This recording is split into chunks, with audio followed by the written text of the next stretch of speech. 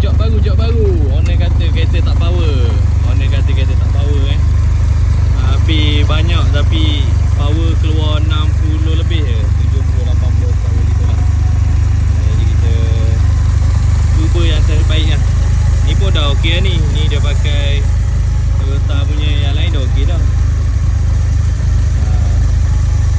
Tunggu ada pakai turbo ni.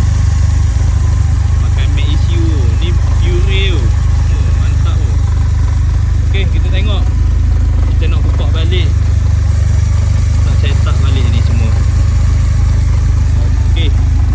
Okey, kita dah start buka untuk enjin ni. Kita start buka enjin ni. Okey. Padu barang lah. Tapi sayang tak naik power Ni I-beam Carrillo. Okey, kita tengok. Kita checking lah Kita checking. Lepas tu tengok power naik berapa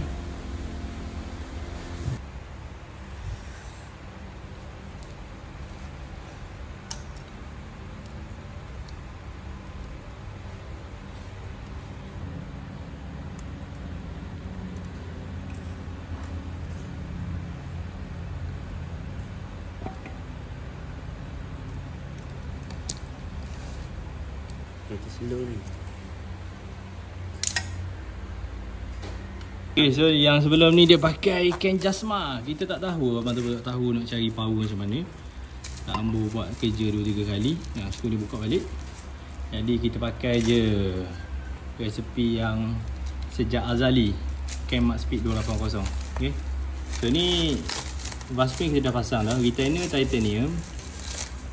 Bar spring dapat gap dia jauh lah. Untuk lift memang padu lah. Okay. Okay, nampak tu.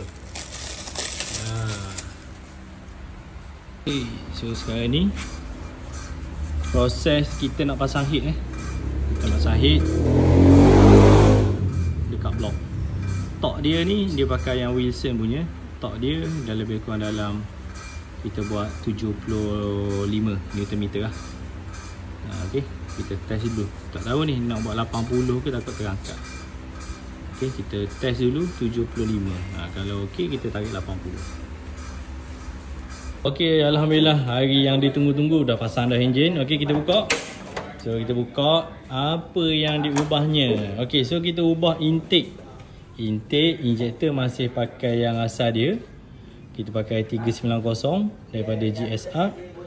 Lepas tu banana pakai banana balik. Ok, ni pun coil pakai coil asal balik. Lepas tu setup turbo. Turbo kita pakai TDO4. Ok, kita pakai TDO4. Lepas tu piping intercooler buat lain besar. Ok.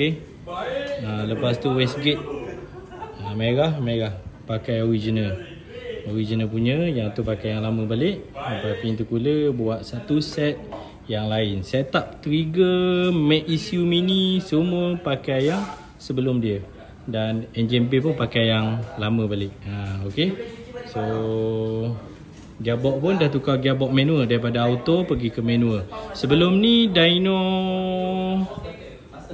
dalam 68 horsepower. So kita tengok berapa horsepower yang kita dapat daripada setup baru ni. Okey. Jom kita tengok berapa horsepower.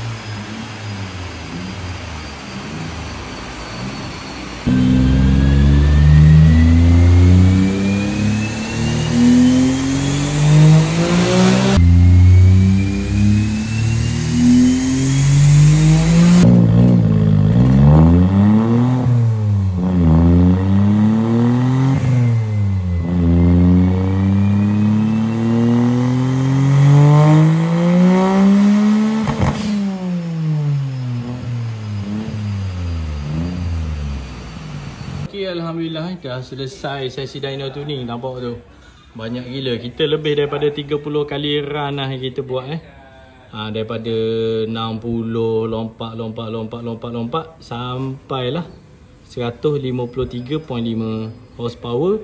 Dan dia punya torque 146.4. Sebelum ni dia punya horsepower cuma 68. Okey, tengok dia punya power. Kita tarik pun sampailah 8,800.